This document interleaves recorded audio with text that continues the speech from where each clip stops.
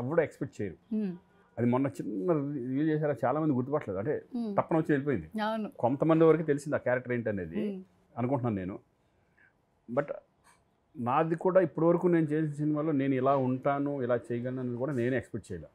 ఎప్పుడైతే ఆ సబ్జెక్ట్ నాకు ఎప్పుడైతే చెప్పారో, సబ్జెక్ట్ చెప్పినప్పుడు నేను ఒకటే అనుకున్నాను, ఇది నాకేనా, నా క్యారెక్టర్ అని చెప్తుంది అనుకున్నాను నేను. ఎందుకంటే అంత పెద్ద సినిమాల్లో, అంత శంకర్ గారి సినిమాలో, అంత సినిమాల్లో ఈ టైప్ ఆఫ్ క్యారెక్టర్ నేను ఎక్స్పెక్ట్ చేయలేదు.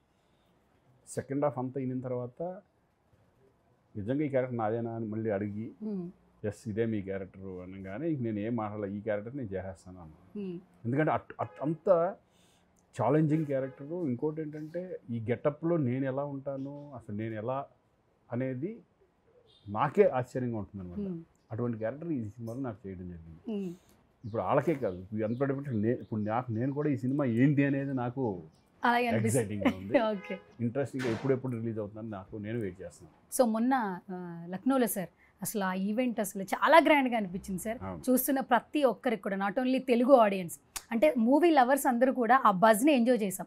సో మీకేమనిపించింది సార్ ఆ రెస్పాన్స్ చూసినప్పుడు? ఫస్ట్ 100% ఇప్పుడు ఇది నాడే జోక్. ఇప్పుడు వీళ్ళంతా గ్లోబల్ స్టార్కి ఎక్కడికి వెళ్ళిపోయారు, not only in Andhra Pradesh, even Karnataka కానీ, ఈరోజు తమిళనాడు కానీ, ఎక్కడికి మన నార్త్ ఇండియాకి వెళ్ళినా కూడా, ఎక్కడికి వెళ్ళినా మన తెలుగు ఆర్టిస్టులకు ఉన్నంత క్రేజ్ నాకు తెలిసి ఎవరికి లేదు. అందుకంటే వాళ్ళ ఫిలిమ్సే ఎక్కువ ఈ మధ్య గత 10 yearsగా ట్రెండ్ అవుతూ, ఒక సినిమాని మించి ఇంకొక సినిమా, ఇంకో సినిమా మించి ఇంకొక సినిమా అలా ఎంతో పోటీ పడుతూ వాళ్ళకి డామినేట్ చేసుకుంటా వెళ్ళే రేంజ్కి, ఇంటర్నేషనల్ స్టాండర్డ్కి మన తెలుగు సినిమా వెళ్ళడం అనేది is the hats off directors, hats off అలాగే మన హీరోస్. ఎందుకంటే వాళ్ళిద్దరు కాంబినేషన్స్లో ఈరోజు రాజమౌళి గారు కానీ, తర్వాత సుకుమార్ గారు కానీ, వీళ్ళంతా, త్రివిక్రమ్ గారు ప్లస్ కొరటాల శివ గారు, మన దేవరా, ఇప్పుడు వీళ్ళందరూ ఏంటంటే మన తెలుగు సినిమా స్టాండర్డ్స్ని పెంచుకుంటూ ముందుకెళ్తున్నారు. ఇప్పుడు వచ్చే అప్కమింగ్ డైరెక్టర్స్ కూడా చాలామంది చాలా స్ట్రాంగ్గా ఉన్నారు, కొత్త వాళ్ళు ఉన్నారు. ఇప్పుడు అప్కమింగ్ వాళ్ళు కూడా వాళ్ళకి నాలెడ్జ్ ఎక్కువ, హై స్టాండర్డ్స్ మీద, ఇప్పుడు ప్రతి విషయం మీద, ఈవెన్ సీజీ మీద కానీ, లేకపోతే ఎలా ఉంటుంది విజువల్గా వాళ్ళు ఆలోచించే విధానాలు కానీ హై స్టాండర్డ్స్లో ఉంటున్నారు మన వాళ్ళు ఇప్పుడు. అది మన తెలుగు ఇండస్ట్రీ చేసుకున్న అదృష్టం. అది ఇక్కడే కాదండి, మన తెలుగు వాళ్ళు అనేప్పటికీ ఏమవుతుందంటే, ఇదివరకు ఎక్కడికి వెళ్ళినా, అమెరికా వెళ్ళినా కూడా వాళ్ళకు సపరేట్ గుర్తింపు ఉంటుంది, ఎక్కడికి వెళ్ళినా వాళ్ళే సపరేట్ ఇదిగా ఉంటారు. అలాగే ఇప్పుడు తెలుగు ఇండస్ట్రీ కూడా ఆ లెవెల్కి తీసుకెళ్ళిపోయారు. అలాగే ఈ ఫిలిం కూడా ఒక మంచి పాన్ ఇండియా ఫిలిం, ఇంటర్నేషనల్లీ మంచి సినిమా అవుద్దని ఒక పక్కా, ఈ సినిమా ఏంటంటే ఇట్స్ పక్కా కమర్షియల్ మూవీ, రెగ్యులర్ మూవీ లాగా ఉండదు, పక్కా commercial and it's political message oriented and entertainment ఉంటుంది, సెటైర్లు ఉంటాయి, అన్నీ ఉంటాయి దీంట్లో. సాంగ్స్ మీకు తెలియదు, సాంగ్స్ ఆల్రెడీ ట్రెండింగ్లో ఉన్నాయి సాంగ్స్. మంచి శంకర్ గారు ఎట్లా విజువలైజ్ చేస్తారనేది అందరికి తెలిసిందే, చరణ్ ఎలా చేస్తాడని అందరికి తెలిసిందే. So eagerly waiting for game changer. Okay, సంక్రాంతికి నిజంగా వెయిట్ చేస్తున్నాం సార్, ఎందుకంటే మెగా పవర్ స్టార్ నుంచి ఇప్పుడు గ్లోబల్ స్టార్ అయ్యారు ఆయన. సో ఇంకా గ్లోబల్ లెవెల్లో ఫ్యాన్స్ని సంపాదించేసుకున్నారు. సో ఆ క్యారెక్టర్కి ఎక్కువ ఇంపార్టెన్స్ ఇస్తూ ఉన్నారంటే, ఒక క్యారెక్టర్ చేసేటప్పుడు రామ్ చరణ్ గారు ఆ గ్రూమింగ్, ఒక సినిమా నుంచి ఇంకో సినిమాకి, RRR తర్వాత వచ్చే ఫిలిం కాబట్టి నిజంగా నెక్స్ట్ లెవెల్ ఎక్స్పెక్టేషన్స్ ఉన్నాయి.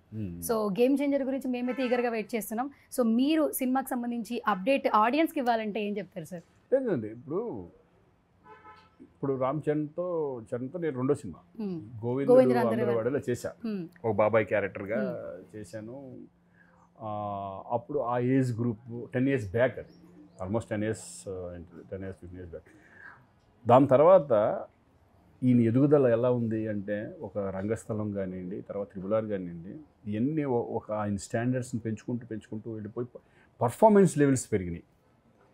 ఆయన పర్ఫార్మెన్స్ లెవెల్స్ ఎలా పెరిగారు, ఆయన స్థానాన్ని ఎలా పెంచుకుంటూ వెళ్ళారు, గ్లోబల్ స్టార్ ఎలా, ఇప్పుడు దీని నుంచి గ్లోబల్ స్టార్ ఎలా అయ్యాడో అప్పటి నుంచి ఆ పర్సనాలిటీ కూడా మారిపోయింది మొత్తం. బట్ ఇప్పుడు రంగస్థలంలో పర్ఫార్మెన్స్ చేయాలంటే చాలా డెడికేషన్ కావాలి, చాలా హార్డ్ వర్క్ కావాలి, కాన్సన్ట్రేషన్ కావాలి. ఆ క్యారెక్టర్లో ఒక క్యారెక్టర్ మనం ఈ సినిమాలో ఈ టైప్ ఆఫ్ క్యారెక్టర్ ఉంటుంది ఒప్పుకున్నప్పుడే మనకు గట్స్ ఉండాలి, దాని మీద అది చేస్తాం, మనం చేయగలము అని ఒక దమ్ము ఉంటేనే ఆ క్యారెక్టర్లు చేయగలం. ఇప్పుడు దీంట్లో అప్పన్న క్యారెక్టర్ అని ఒకటి ఉంటుంది, అప్పన్న క్యారెక్టర్ అండ్ ఈ క్యారెక్టర్స్ కూడా దీంట్లో స్టైలిష్గా కనపడాలి. టూ క్యారెక్టర్స్ స్టైలిష్గా, ఆ క్యారెక్టర్ కూడా ఛాలెంజింగ్ క్యారెక్టర్ అది. అంటే పంచకట్లో చాలా బాగుంది, పంచకట్లో ఎలా ఉండాలి, ఉద్దరికంగా ఉండాలి, ఉద్దరికంగా చాలా స్టబర్న్గా ఉండాలి, బట్ వాళ్ళు పోషిస్తున్నారంటే డెఫినెట్గా వాళ్ళు వెనకాల ఎంత డెడికేషన్ కానీ వాళ్ళు ఇమేజ్ పెంచుకొని ఆ ఇమేజ్కి తగ్గ క్యారెక్టర్లు ఎన్నుకోవడం అనేది చాలా అద్భుతం. ఓకే.